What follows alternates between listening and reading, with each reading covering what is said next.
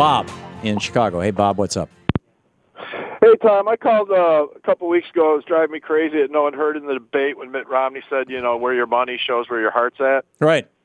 If you remember. And once again, another tip for all your listeners, at Mitt Regular Guy on Twitter, he's got something else. The statement that Romney put out 4 hours after he attacked, even you fell for it today. You said that when Mitt said that statement, it was before the death.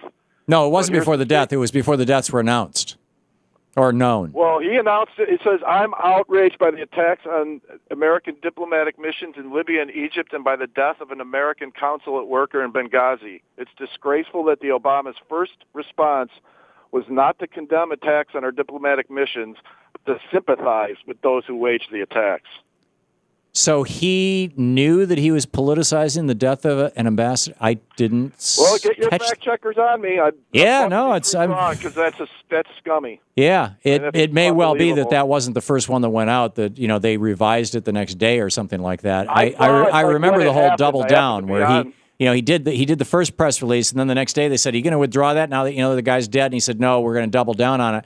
And they issued another one. I'm guessing that was probably the second press release, the one that went out the next day. First, but also quickly, all the news media, when you notice they're playing the Rose Garden speech for the acts of terror speech, they all cut it before the end. I don't know if you have too, before one of the key phrases that ties it all up. And Obama loves tying things up at the end of his speeches. This terrible act. That's a quote. That's what he called it. This. So that's the act he was talking about, not general acts everywhere like the right wing's trying to spin it. So this terrible act, Yep.